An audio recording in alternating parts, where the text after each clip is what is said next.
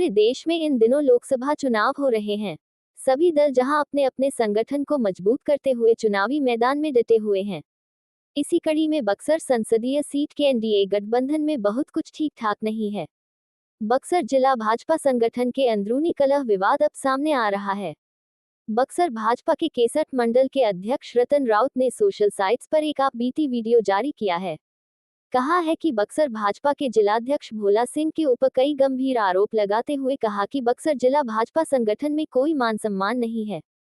वहीं भाजपा संगठन के पूर्व 4 जिलाध्यक्ष ने तो पूर्व से ही बगावत कर ही रहे हैं, जो अब बीते 7 मार्च को निर्दलीय प्रत्याशी पूर्व आईपीएस आनंद मिश्रा के मंच पर भी पहुंचे और उन्हें भरपूर समर्थन देने का मंच से वादा भी किया। इस पूरे मामले को लेकर बिहार भाजपा मीडिया पैनलिस्ट रानी चौबे ने कहा कि वह सभी कार्यकर्ता हमारे अपने हैं, अगर वह रूठे हैं तो हम उन्हें मना ही लेंगे। भाजपा के सभी कार्यकर्ता सिर्फ नरेंद्र मोदी को देख रही है और हमें उम्मीद है कि हम उन्हें मना लेंगे। इस बारे में लोजपा बक्सर जिला अध्यक्ष से भी खास बातचीत हुई। बताते चले कि बक्सर संसदीय सीट के लिए एनडीए गठबंधन की तरफ से मिथिलेश तिवारी प्रत्याशी के रूप में नामांकन की तैयारी कर रहे हैं। इस बीच भाजपा संगठन के अंदरूनी कलह विवाद से राजनीतिक सरगर्मी तेज हो गई है। बता दें कि इस बार बक्सर लोकसभा सीट की पूरे देश में काफी चर्चा हो रही है। बक्सर सीट से वर्तमान सांसद अश्विनी चौबे को इस बार बीजेपी ने टिकट नहीं दिया है। इसको लेकर उनके दिए गए बयान काफी चर्चा में रही। अश्विनी चौबे ने चुनाव लड़ने के लिए भी संकेत दिए थे, हालांकि बीजेपी ने मिथिलेश तिवारी को वहां से टिकट दिया है। वहीं महागठबंधन की ओर से आरजेडी की टिकट से पूर्व मंत्री सुधाकर सिंह भी चुनावी मैदान में हैं। वहीं बसपा से अनिल कुमार चौधरी भी मैदान में है। अब पूर्व आईपीएस आनंद मिश्रा और पूर्व मंत्री ददन पहलवान के निर्दलीय चुनाव लड़ने से यहां मुकाबला काफी दिलचस्प हो गया है। मैं मालूम हो कि आपको कि मैं केसठ मंडल के भारतीय जनता पार्टी के मंडल अध्यक्ष हूँ, जो कि आज मैं बहुत ही दुखी और पीड़ित अवस्था में हूँ। क्यों दुखित और पीड़ित अवस्था में है? मुझे मंडल अध्यक्ष जब से बनाया गया है, मुझे कोई अधिकार नहीं मिला है। किनके द्वारा? जिला अध्यक्ष जी जो हैं शुरू से ही मेरे अधिकार का हनन किए हैं और मैं उनसे हरकत से मैं परेशान होकर मैं अंततः आज मैं 10 मई के दिन अपने पद से इस्तीफा देता हूं। शुरू से ही जिला अध्यक्ष जी मुझे हे दृष्टि से देखते थे। मैं एक छोटा जाति का अति पिछड़ा समाज का मैं मंडल अध्यक्ष हूँ और मुझे एक छोटा जाति होने के चलते उन्होंने मुझे हे दृष्टि से देखने का काम किए हैं आज तक, और अपने जाति वर्ग के लोगों को, हमारे मंडल के जो हैं, उनको प्रथम स्थान देने का काम किए हैं। इसका मैं हर वक्त विरोध करता रहा हूं उनसे, लेकिन वे मुझे चुप करा देते थे कि नहीं, राजपूत समाज के जो लोग हैं उनको आप प्राथमिकता दीजिए। तो मैं इस बात को खंडन करते हुए कई बार उनसे बोला था कि राजपूत हो, ब्राह्मण हो, वैश्य हो या किसी भी जाति के, छोटा हो, डोम हो, चमार हो, मुसहर हो, बारी हो, कमकर हो, सभी जाति के प्राथमिकता हमारे द्वारा होनी चाहिए। लेकिन मैं उनके हरकत से मैं देख रहा था कि सिर्फ अपने ही जाति के लोगों को वे प्राथमिकता हमारे द्वारा दिलवाने का कोशिश करवा रहे थे, लेकिन मैं इसका विरोध कर रहा था। 7 मई के दिन अहम एक बैठक थी जिला के प्रधान कार्यालय में, जो चुनाव प्रधान कार्यालय खुला है बक्सर बाईपास रोड में। वहाँ पर हम लोग का बैठक थी और चर्चाएं हो रही थी कि 10 तारीख को नॉमिनेशन में चलना है, किस तरह के आप लोग चलना है।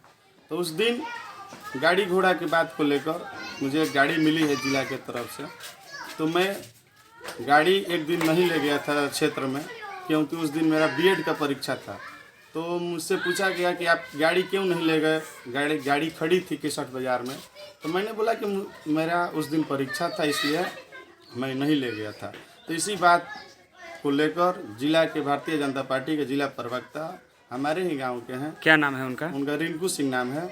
वे मुझे अभद्र बात बोले और बोले कि तुम्हारे बाप के लिए तोरा बाप खातिर गड़िया मिलल बिया। बोले, मैंने भोजपुरी में ही बोले थे कि तोरा बाप के घुमावे खातिर गड़िया मिलल, तोरा बाप खातिर गाड़ी मिलल बिया। तो और मैं इस बात को समझ गया कि जब हमारे माता पिता का ही इज्जत नहीं रहेगा तो मैं ऐसे लोगों के साथ नहीं रहूँगा, क्योंकि मैं भारतीय जनता पार्टी का शुरू से ही समर्पित सदस्य रहा हूँ और मैं नौजवान हूँ और मुझे शौक़ था कि भारतीय जनता पार्टी एक ऐसी पार्टी है कि नरेंद्र मोदी जी ने बोला था कि सबका साथ सबका विकास, तो उनके बातों पर मैं विश्वास कर इस पार्टी में शुरू से ही, बचपन से ही मैं झुकाव करता हूं। लेकिन ऊपर से कोई मुझे दबाव नहीं दिया गया है। ये जिला अध्यक्ष जी और जिला अध्यक्ष जी के साथ रहने वाले हमारे मंडल के कुछ लोगों के द्वारा ही मुझे दबाव और धमकियां बार बार मिलती थी कि आप मेरा बात मानिए और मैं जो कह रहा हूँ आप करिए।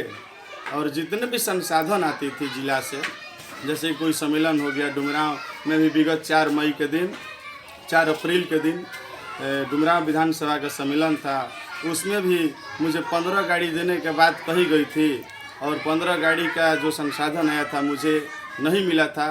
और मेरा जितने भी समर्थक थे, जितने भी बूथ अध्यक्ष थे, सदस्य थे, आम जनताएं थी, वे उस सम्मेलन में नहीं जा पाई क्योंकि मुझे गाड़ी नहीं दिया गया, मुझे संसाधन नहीं मिला। और यहाँ तक कि मैं मंडल अध्यक्ष हूँ, मुझे भी वहाँ पर मैं भी नहीं गया था। देखिए, पार्टी का अधिकार मिल रहा है। बक्सर जिला के जितने भी पदाधिकारी हैं और लोग, ये जिला अध्यक्ष जी और हमारे मंडल के जो पदाधिकारी हैं, उनको छोड़कर सभी भारतीय जनता पार्टी के लोग हमारे लिए अच्छे हैं।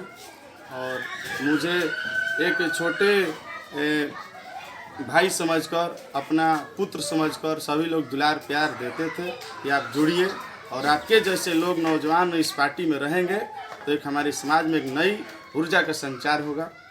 और यहाँ सब लोग मुझे मानते थे, लेकिन इन जिला अध्यक्ष जी के प्रताड़ना के कारण मैं इस पार्टी को छोड़ रहा हूँ और मैं बहुत दुख के साथ छोड़ रहा हूँ। मुझे आंसू आ रहे हैं आँख से कि जिस मैं आस से इस भारतीय जनता पार्टी के मैं बना था, तो आज मुझे विश्वास था कि एक न एक दिन कहीं ना कहीं मुझे इस पार्टी में एक आगे बढ़ने का रास्ता मिलेगा। लेकिन आज मैं बहुत दुखी के साथ इस पार्टी को पार्टी से इस्तीफा देने का, अपने पद से इस्तीफा देने का मैं लेटर लेकर खड़ा हूं और दे रहा हूं। अरे, आपके 4 पूर्व जिला अध्यक्ष लगातार निर्दलीय प्रत्याशी के बागी तेवर अपनाए हुए हैं। वर्तमान 61 के मंडल अध्यक्ष को जलील किया गया है भरी सभा में। भारतीय जनता पार्टी में ठीक था। देखिए, इस बारे में तो मुझे जानकारी नहीं थी कि किस तरीके से जलील किया गया, क्या किया गया है। लेकिन मैं बस इतना ही जानती हूँ कि एक परिवार है भाजपा, और भाजपा आज नहीं तो कल उसे मना लेगी।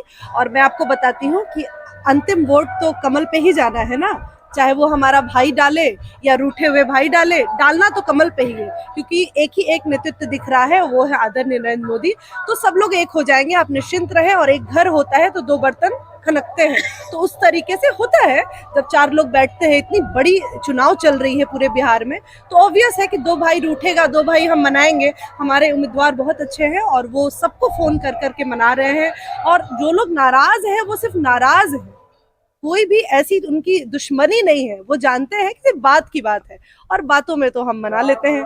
तो मुझे लगता है कि हम सब बक्सर वासी आज नरेंद्र मोदी को वोट देने के लिए तैयार हैं, और आने वाला समय दूर नहीं है जब पूर्व में भी आपने देखा है कि भाजपा ने अपना नेतृत्व दिखाया है बक्सर में, और बक्सर अध्यात्म की नगरी है। मैं आपको बता दूं कि बक्सर ने हमेशा ही भाजपा को एक्सेप्ट किया है और भाजपा को ही बहुमत दिया है।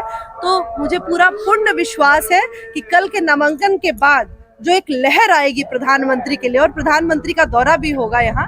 और मैं आपको बता दूं कि ऐसे ऐसे हमारे कार्यकर्ता हैं जमीनी स्तर पे, जो कोर वोटर है, जो घर में बैठे हुए हैं, जिनको पता है कि हम देंगे तो मोदी को ही वोट, तो फिर सोचना ही नहीं है, इसमें कुछ नहीं सोचना है। हमारे भाई जो नाराज हैं उनको भी मना लेंगे। और हमारे जो आदरणीय पूर्व के जिला अध्यक्ष लोग हैं, मैं उनसे भी हाथ जोड़ के निवेदन करूंगी, और कहीं ना कहीं वो भी, मैं आपको बता दूं, प्रधानमंत्री के लिए ही काम कर रहे हैं ना, तो प्रधानमंत्री को ही वोट जाएगा, कमल को ही इस बार वोट जाएगा। आप निश्चिंत। आनंद मिश्रा के मंच पे देखिए, आनंद मिश्रा हमारे छोटे भाई जैसे हैं एक तरह से, और वो भी अगर बक्सर के ही हैं तो उन्हें भी आज नहीं तो कल ये समझ आएगा कि हम प्रधानमंत्री का जब नेतृत्व चाहते हैं तो प्रधानमंत्री के नेतृत्व में कमल को ही वोट दबेगा ना। तो मुझे लगता है कि वो आज नहीं तो कल समझ जाएंगे इन चीज़ों को, और समझना भी चाहिए। वो एक IPS अधिकारी है, उनमें इतनी परिपक्वता होगी ही कि वो आगे समझेंगे।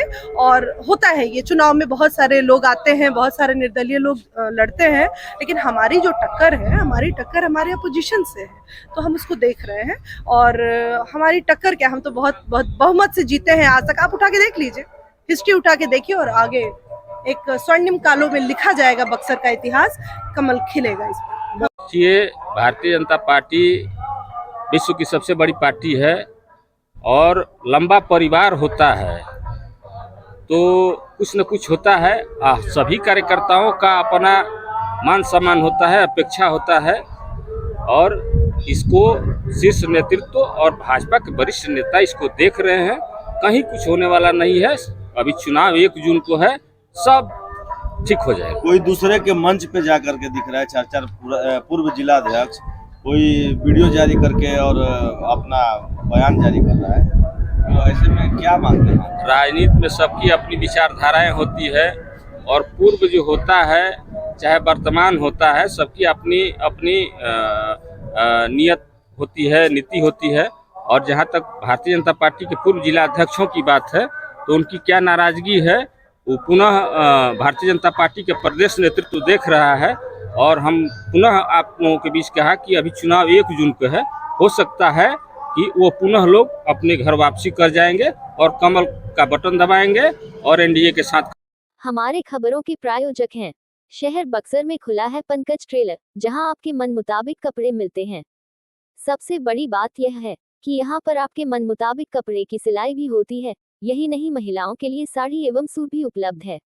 अच्छे कारीगरों के द्वारा खुद निर्मित किए गए सूट के लिए पंकज टेलर को एक बार जरूर मौका दें।